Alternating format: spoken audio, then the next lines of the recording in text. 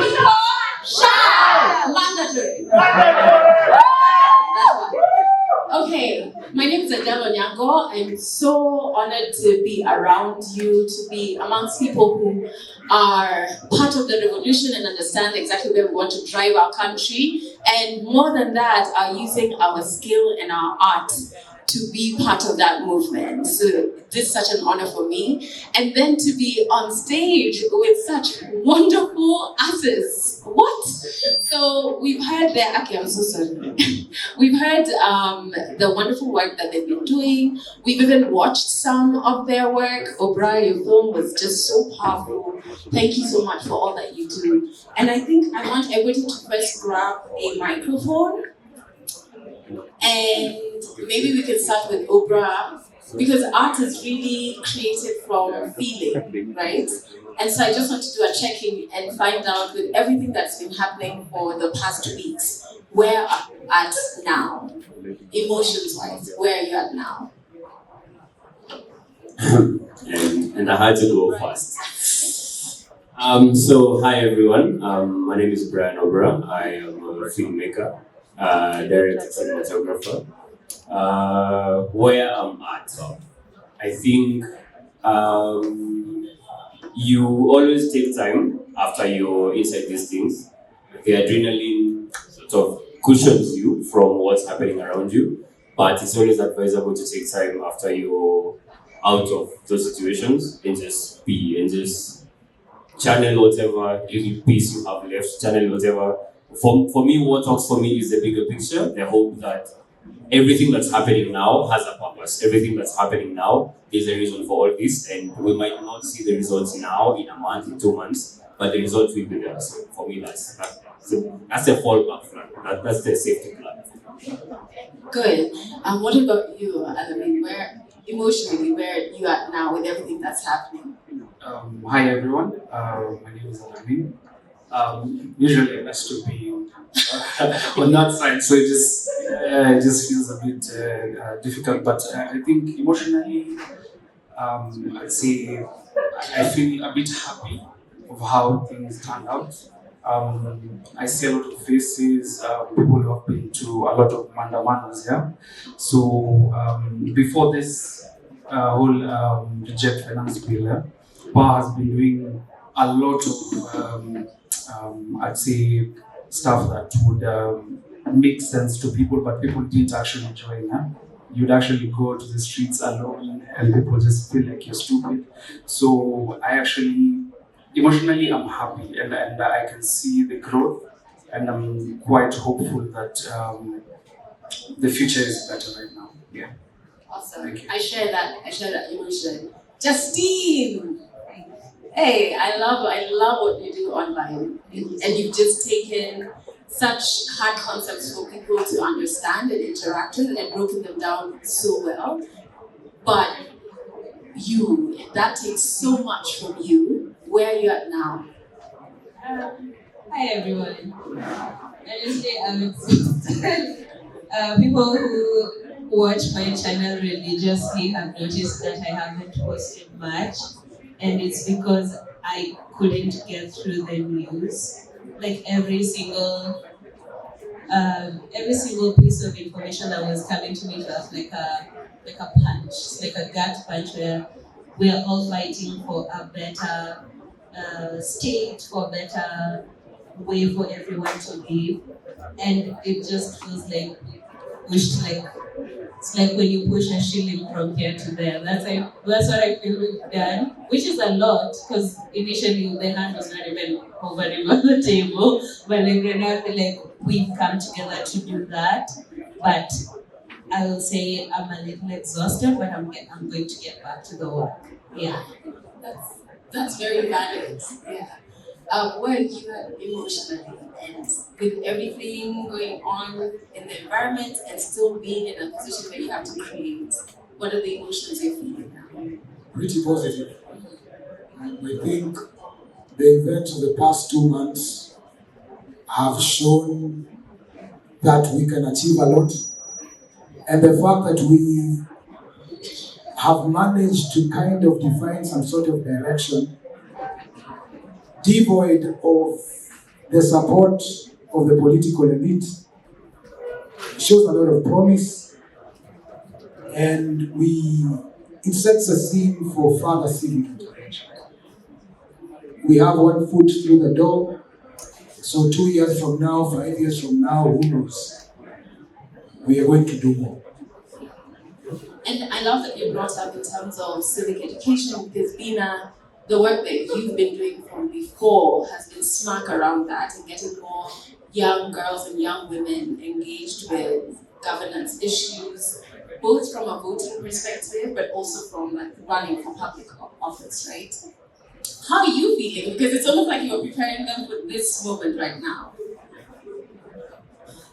I think it's mixed bag of emotions for me. Number one, from talking about and preaching about freedom of expression, and then you're no longer free after you express yourself.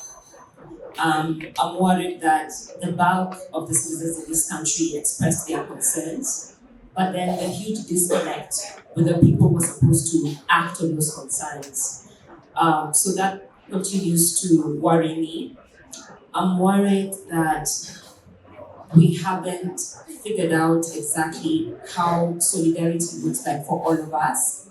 And we have a lot of people who are scared, and how we need to hold space for each other is something we need to continue figuring out, because we're in a, it's a war. But then I'm hopeful. I'm hopeful when I'm in spaces like this, where we keep on fueling each other and encouraging each other, because that is what it will take to continue staying on the cause. Because it's a marathon. I'm going to ask for a microphone to just move around so that we don't just like dump our emotions on you, so we also hear what emotions you're feeling. If anybody feels like they're loud enough and want to just like shout the emotion that they're feeling right now. Oh, okay.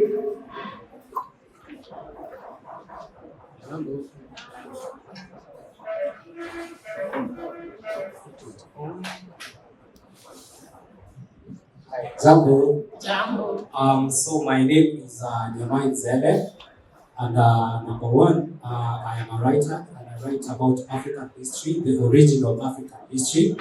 Number two, I am a herbalist by profession, and why I'm saying this, I want to drive to a point so that everyone can get exactly what I'm trying to say. So number two, I am a herbalist by profession. I have a company called QC Company Limited, and we reverse every disease known to man. Using But how are you feeling? Yes, I'm going there. I'm going there. Just hold on. The people must, and The people must have been shunned. Yes. So number three, in the general elections that passed in 2022, I was vying for the presidency of this country. So now that brings to the point of how I feel. So I am one of the people who were arrested during the demonstrations, and when we were in prison, I told the people 187 who we were arrested with, and they, based on my criteria and what I have achieved up to now, we all agreed that I am the leader of the Gen Z. So this is why I work with this sector, and this is to signify that we are still going strong. Furthermore, we have a list of 12 demands that we demand the government to look into, because they say they are ready for dialogue. Okay. So I will I'll just hold you right Yes. there. Just first, can the microphone just move? Okay? Okay. Because, and I don't mean to censor you. The reason, no, please give the microphone It's to okay. the kind gentleman. I don't mean to censor you, but I want this to be a space where we can, as a community, recharge, which is why I'm asking about your emotions and how you're feeling. Because that's such an important part of ensuring you have enough fuel to keep creating, to keep going on the streets. Number two, one of the most powerful things of this push has been there's been no leadership and no self-serving at all, right? That's where So I think I admire your courage and I appreciate you being on the streets for us, genuinely. But don't lose sight of that, okay? Yeah. I don't know if it's safe to ask you guys how you're feeling anymore. Come on. I've just into my balance. Yeah, I'm trying to be democratic, but okay. One more person. And then just stay really close by. So where are you emotionally? Viva, guys. Viva! Viva! So, thank you for doing the launch for Adele. I really wanted to get on one-on-one, very romantic, one-on-one with my colleague. So, for me personally, it has been a roller coaster of emotions because from the start it was kind of hopeful, and then it got kind of sad. And then right now, most of us are feeling shared exhaustion from the whole emotional turmoil. But I appreciate spaces like this for community where we can show love to each other. It is actually what I've been preaching on my WhatsApp statuses, love and community, to hold grace and space for each other. So yeah, I think I will speak for most of us when I say we are exhausted at the moment. Yeah, I hear you. Like I'm sending you more love. One last one just because I like your t-shirts. Thank you. Personally, I'm not tired. If anything, I'm more angry because I did not go to the streets to give Jehovah joy. No way. Yeah. So if I can, and if we can keep going, we should be going. This is not the end. No offense, but I don't want to hear 2027. This is not in my mind. I just can't think about that. That's not for me. So if we can, we should. As few as we are, let's keep going. The first Tuesday we weren't that many, but then people kept coming. So let's start again. Let's keep going. I'm tired. I'm pissed. I'm not exhausted. No way. Yeah. I love that. And it's nice to hear that because then it keeps you energized, right? If you're alone, then that emotion you're feeling in that moment can like overwhelm you. So thank you for sharing. So the essence of this panel is to really dissect art influencing life and life influencing art. So I feel like a great place to start is the very beginning, right? Before the finance bill, and when it came to as artists and as people working in the space of helping young girls, young women, young Kenyans get involved in governance issues. How aware of the bullshit were you, and how much of it went into your art, right?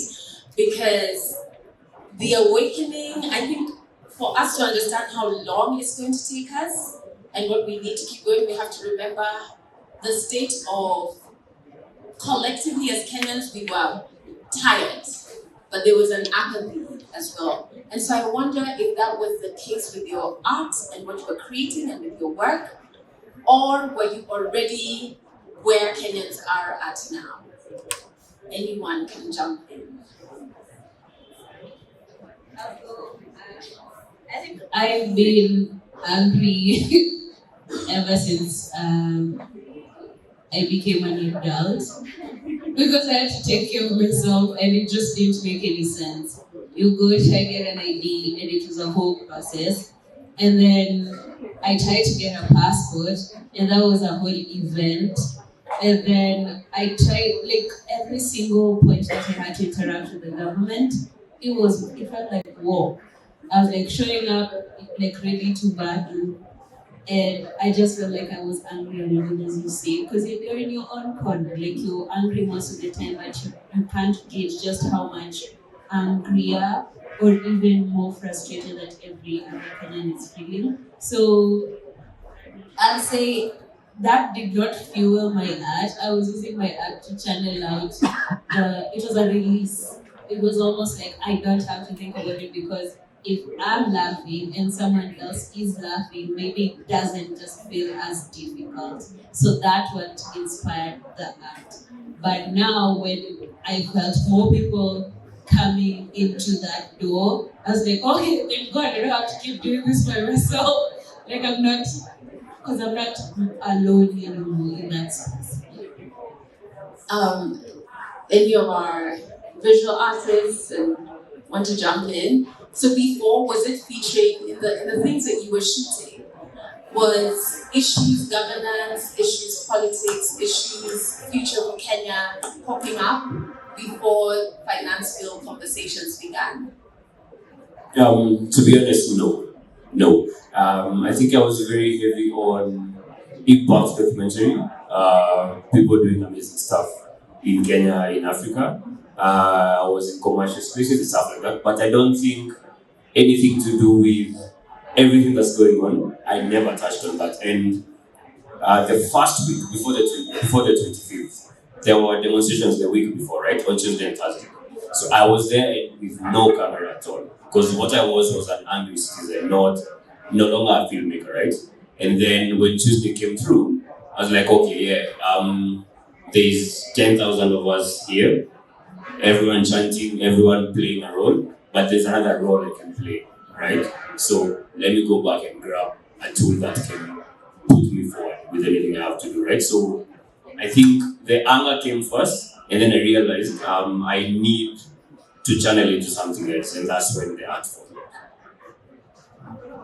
This side. So if you have Alamin, do you have something to say before we come to you? Okay, for the past few years, I've been doing a lot of documentary stuff, and sadly, I've been documenting the negative side of things. And I think for me, at some point, I just felt a bit demoralized, because also I know most people follow documentary photographers, documentary filmmakers. Our work is not really impressive, I'd say, to the eyes of many people. You can post a story and people don't relate at all. And I think that demoralized me. And I remember as people were going to the streets, I was personally against it. I've been to the streets for so many years and nothing happens. You just run, tear gas, and you're back home. Actually, I've just been to one protest that went successfully, where people were taken to State House, the Makonde people. They went to State House, given some stuff, and they were now Kenyans. That's the only successful protest I've been to. All the rest, big war, and all this kind of thing. So I think, as she said, what made me go back and use my art was just seeing everyone coming back and showing that they care. And that inspired me to go back and actually show. Was that the case when you're coming to the dinner? What about you? Because I think yours was from before, like the awareness of really being governance issues and the work that you create. So I remember a year ago, maybe a year and a half ago, we were having this conversation with someone who had called an acquaintance who we have worked with as a producer. And so I shared a link of a jam that was political, and many of my jams are political. He was like, "Hi, Monata, this revolution of yours is not coming. I've been following your music. Hi, this revolution, bro. If you don't change your style, this revolution of yours is not coming." So here I am, trying to master some sort of courage to just keep on putting out music. And we put out a jam with Manjoro. Manjoro iko wapi? Is he around? Toshanisha last year. I was kind of like, I'm taking the government side, Manjoro is taking the citizen side, and I'm kind of gaslighting him. And on the other hand, like, I'm kind of speaking like, yeah, Your Excellency. So I guess there definitely was a subtle sense of resignation in me, in the sense, you just do it. Just do it. I mean, if you know better, do better. I wouldn't say that my heart was fully there, but when June 25th, I was like, yeah, producer, F you, the revolution has come. So we just keep on doing. I think the idea is, if you know better, do better. So, yeah. 100%. Like, I feel you. I didn't think I'd be alive for this revolution, which is why I've been at almost every protest, because I'm just in disbelief. I'm like, we're really doing this, guys, and I'm alive for it. You're in a very interesting, powerful, unique space, because you have been preparing the front liners of this revolution for a revolution that I'm not sure they knew was going to come so soon. So from Badili Africa, maybe you can touch on the work that you were doing before. And then as soon as June came around and we hit the streets, what did you see from the young women you've been working with? So first of all, I think it's hard to be a Kenyan and not be angry. And I just want to join her to say, I've been angry ever since I got my ID, right? And it's the reason I was on the ballot at 22 years in 2013, not knowing what that means, and not even understanding the impact of that, and not even ready for the violence that I faced at that particular time. And also just that leading to the birthing of Badili Africa and looking at who are we leaving behind. When you talk about politics, who are we leaving behind? What's the language of politics? How is language exclusionary when it comes to us discussing politics? You know, I always joke and I'm saying, what is the demographic dividend to a 19-year-old just doing campus? You know, like they don't even know sometimes that you're talking about them, you know. So even the language that we use, like you just join campus and someone is telling you there's a shrinking seating space. So like there was a space, you know. So just looking at then how do we make politics palatable to someone who's doing engineering, to someone who's doing hotel management, so that you're not speaking to the converted. So after not winning the political office, the frustrations of, okay, do I just sit back, is what led to designing ways in which you're inviting people who would ideally not engage in political spaces. That is when we began using fashion and makeup and glam spots in campuses to ensure that we invite other young women who ideally would not be caught in a politically oriented conversation. So for the first time, we started seeing architects, engineers coming to our space because they just like, you know, they want to look good, they want to identify with, okay, I like this style, you know, opening up a space for someone feeling like I can wear my crop top and come to your space. Because also our civic spaces in the civil society space can be so formal, where you feel like you don't belong. So it was more of, how do we make sure you belong? How do we make sure you understand that your hair is a political issue? Someone decides what hair you're going to wear. And with hair, someone decides what you're going to eat. So making it palatable like that. So for me, June 25th, oh my God. I could not imagine. Like, I could not, you know, just seeing some of the folks that we've worked with and just seeing young people articulate issues. I was like, our work is done. We can just stay at home, like our work is done. But then you realize that our work is not yet done. But it is so beautiful that for the first time we are seeing a generational shift in terms of young people, their political agency, being at the front lines, breaking down issues. And I think that's where we need to put more effort because the median age in this country is 19. So if we are doing stuff that do not relate to a 19-year-old, if they're not able to comprehend it, then what are we saying? Yeah. Yeah, and then we're doing stuff that affects them, but we're not involving them. I think it's really selfish. Let's go to the protests. And I'm asking this question not to shame anybody who has not been at a protest, because I believe everywhere you protest matters.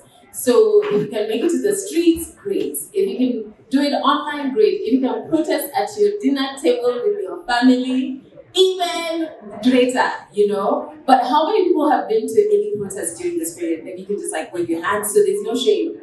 Yes, no shame, no shame, no shame.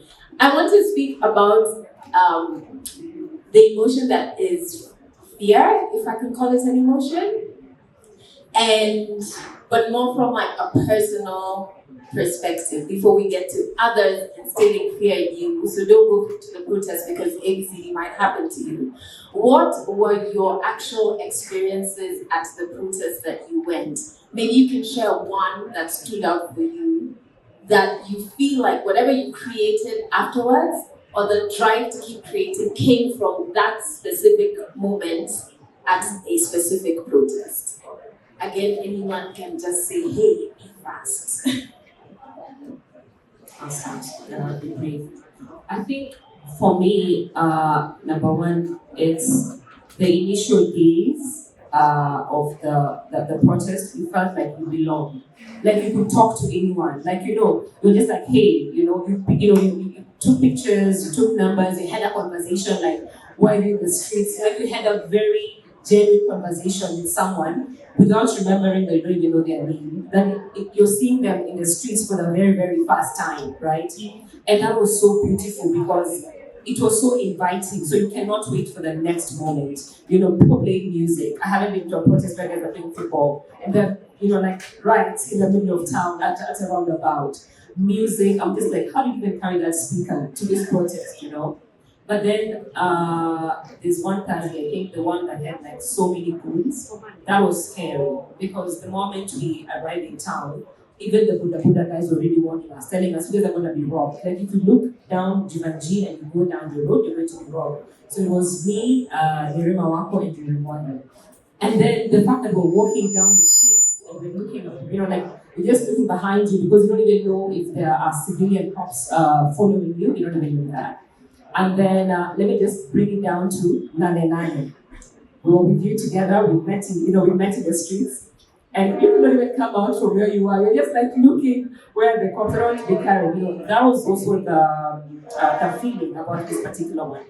But then what keeps me going is the fact that it's the understanding that the political class has consolidated their power currently. We've already seen how Ruto, Rao, they know like, hey, let's come together because we're not safe with this millennial agency.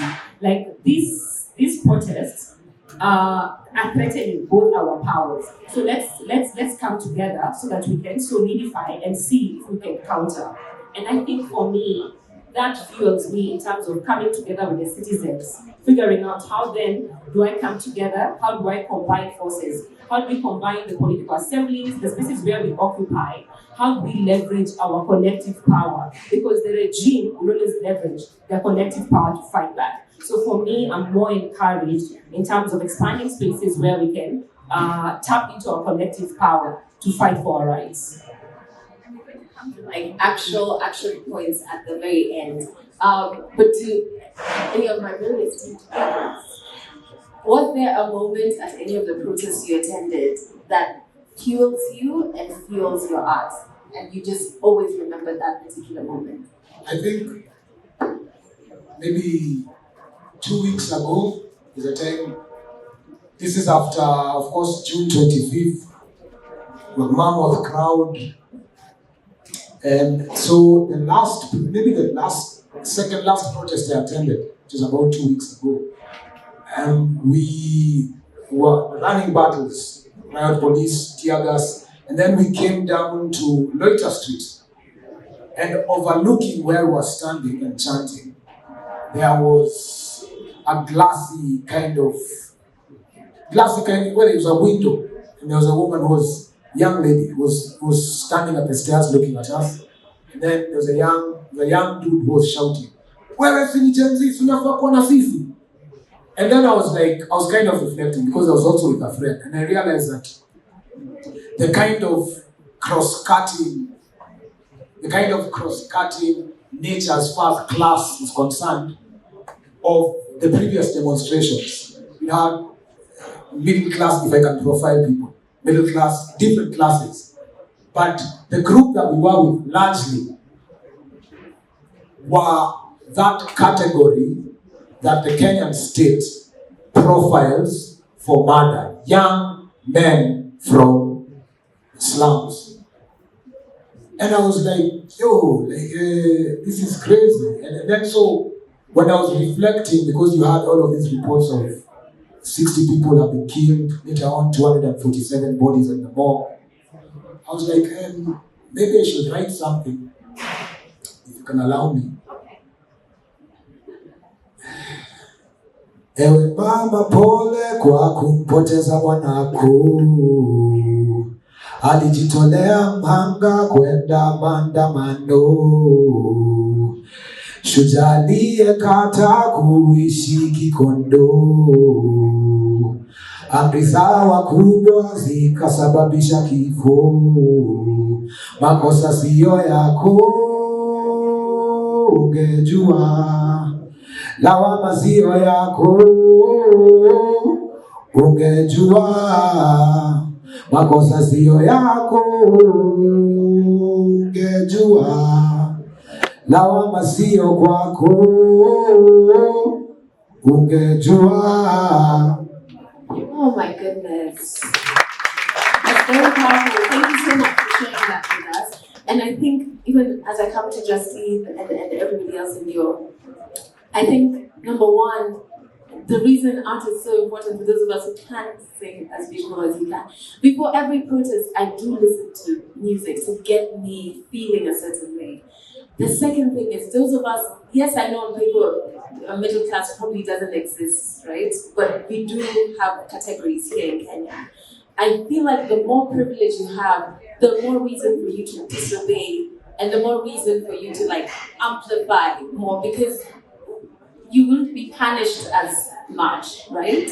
So I love that you brought that out because if you're aware of your privilege, then it calls for you to show up more, whether it's in person or online or in your homes, right? Justine, was there a moment for you? I know we were at a police station together. was there a moment for you? Okay, so I think there are two very distinct moments in all the protests for me. The first time, a friend of mine had to come pick me because obviously the bigger the crowd, the more difficult it is to get across town. So I had to walk through like masses of people and like everyone was so friendly, but it's more difficult to just like find anyone. So just a few minutes before I got to my friend, a tear gas canister was shot where I was standing. I don't have flight or fright, it's mostly stare and not move. So I just stood there and like someone kicked a second canister to exactly where I was.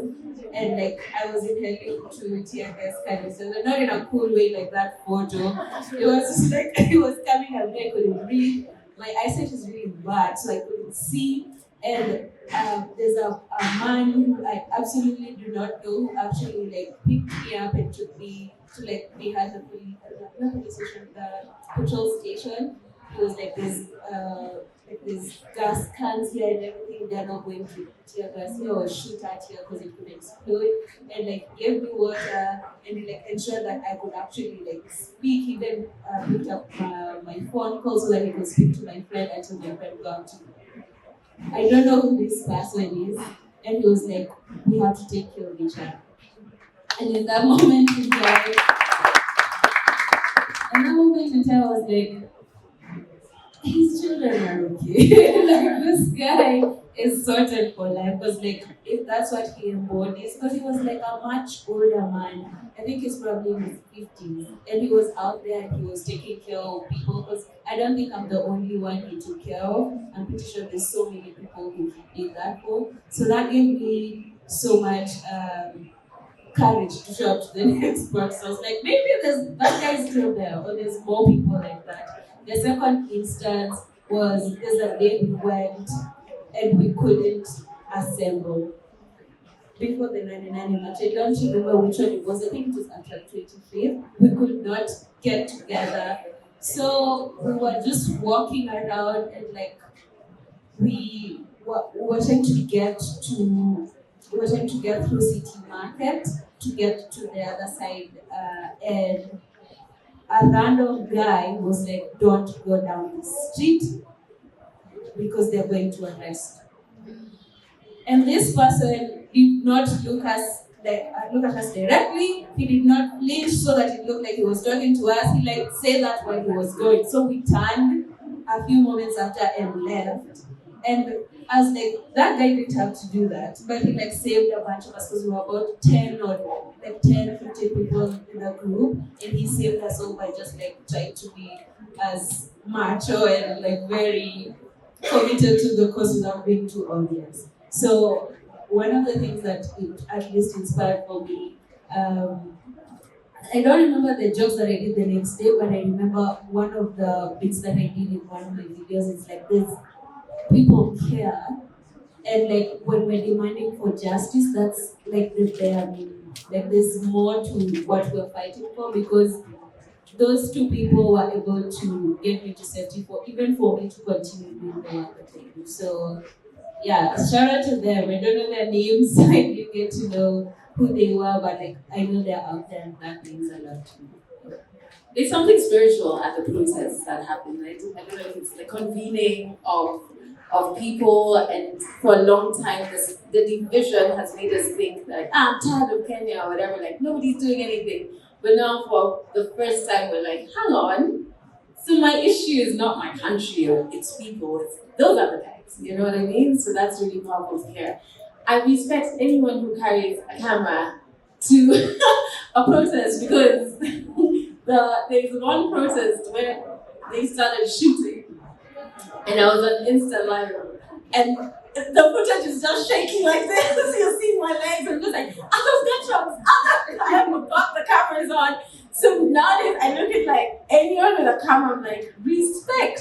So what are there moments that, you know, Alamin and your brother, you have captured during these protests that have stayed with you? Yeah, for sure. I think for me, I really hate the cops, for sure. And I try to actually just sit down and reflect sometimes and just say that there are people like us. So there are good people and there are bad people, yeah? But to be honest, I've seen them do a lot of stuff during the whole time, because of course, maybe or maybe other photographers, most of the time we are behind the box. So you can see what they're doing, sometimes you can't even shoot what they're doing. Yeah? So I think for me, that anger doesn't get out of me, because I remember there's one scene I was at Kencom, and guys, the protesters were actually on the side of Ambassador. And I remember protesters were actually, they're really brave, yeah? They could actually know when the tear gas is done. So they're like, Zimeisha, when they first like that, yeah? So, and I remember this cop actually now using rubber bullets. And he fired. And I remember as I was looking at people running, I could see a group that stayed behind and they had shot someone. And luckily, I think the guy didn't bleed to death, because guys came back and picked him up and took him to there's a hospital at Archives. I don't know, it's called, yeah. So they took, and I remember even going into the theater, and I saw what the doctors did, and they called an ambulance, and the guy, and actually later I spoke to his father, and he's okay right now, yeah. So I feel like for me, that seeing cops going down, sorry to say that, I just feel like I'm really inspired by that. Shout out police. And thanks to the Twitter app, the ex-DCI, who would showcase also their papers and stuff. That's really interesting. I like your words. Interesting. Obra, what about you? Was there a particular moment that you captured that stays with you to date? So let me quickly begin it. I think I had two personal awakenings with this process, and the one that's a very general one that I can begin with quickly. I think anyone who's out there who has a following, anyone who has a voice, you have no idea, because people like me, if your order is brought and it's called, I'm a missed out or something, I'm one of those I will speak up. I mean, it's here, and that's it, right?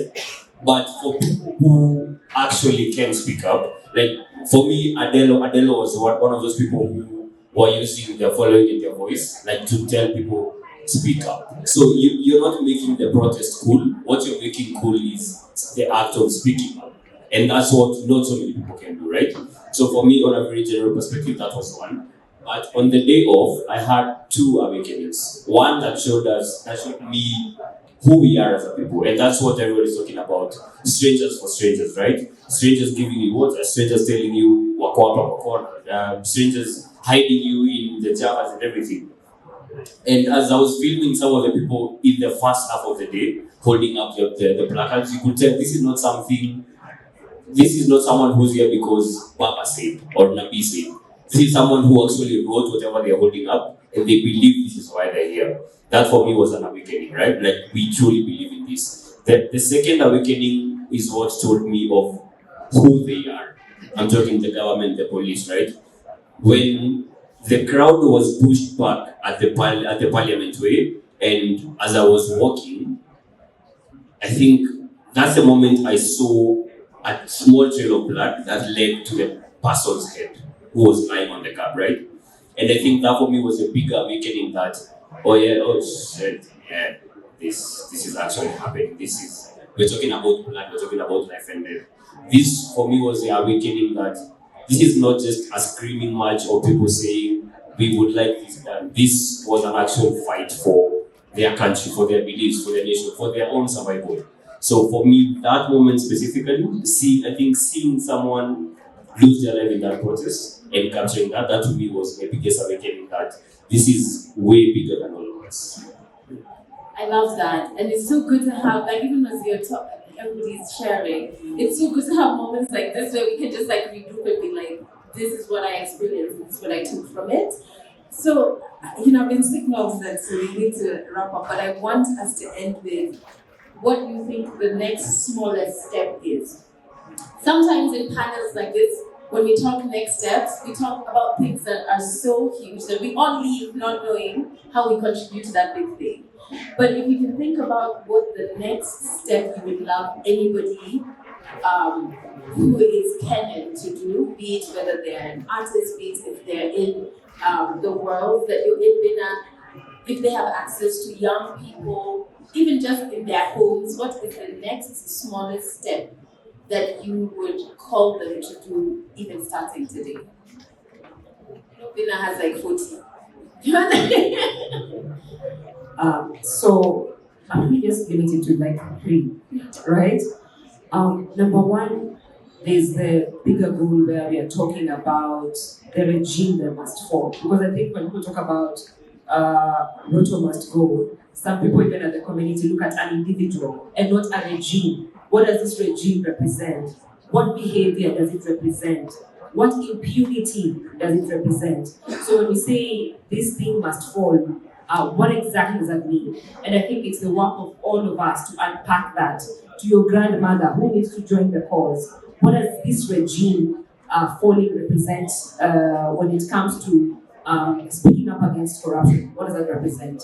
2, I think it's important to occupy at the county level. And I'm so impressed about what I've seen, I've seen how the organizing is happening around Kajiado. I think majority of us are in WhatsApp groups where Gen Zs and millennials are occupying and having conversations at the county level and listening to the young people in Kajiado talk about clanism and how that has fueled the leadership of the county and how that clanism must fall. I was like, you guys are at the core of what is happening at your county and you need to continue with that. Right? Seeing what is, Kajiado, they are big guys. You see? So you have to locate yourself where you're at because you are a Kenyan, but you belong somewhere, you live somewhere, you work somewhere. So that is important. So I've seen also in Nyamira County, I think they were having protests by themselves as well regarding the health situation at the county. So we have to locate ourselves within our ward, then our constituency, then now at the county level, then now we all band up together to talk about the national level and then share your skills.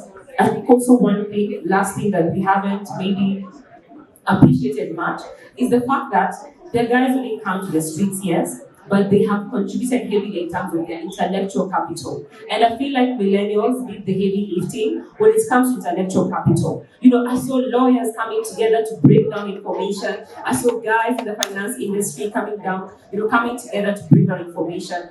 There's a lot of heavy lifting when it comes to intellectual capital, and it can really weigh down on you because you're taking a whole bill to break it down so that someone can run away with it and maybe create videos out of it. And I think we need to continue doing that. So occupy a space where you're very fluent in, because that's how we win together. Yeah.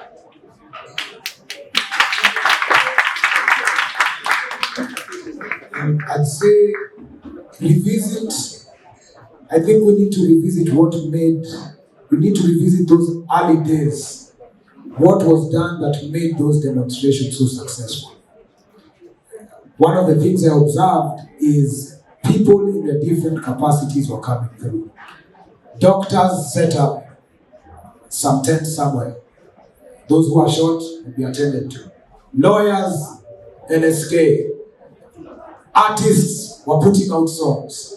So I think whatever role that you occupy, if you're an artist, if you're a writer, if you're a journalist, if you're an architect, if you're an engineer, if you're an accountant, play your role.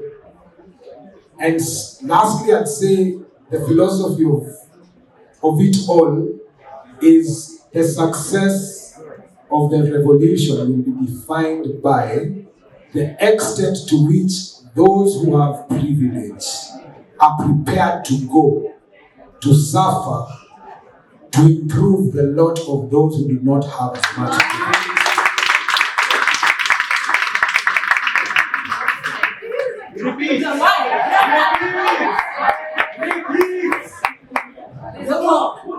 This is a call for peace.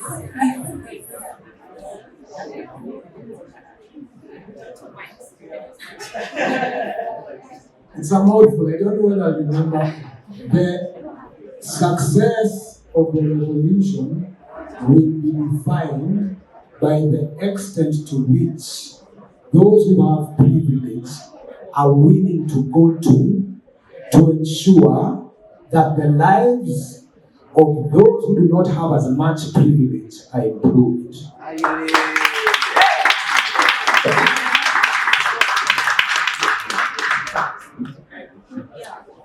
No, I'm saying I just love it that we either win together or sink together, elevate this together. What about you, Justine? Next, one smaller step that you think people should take.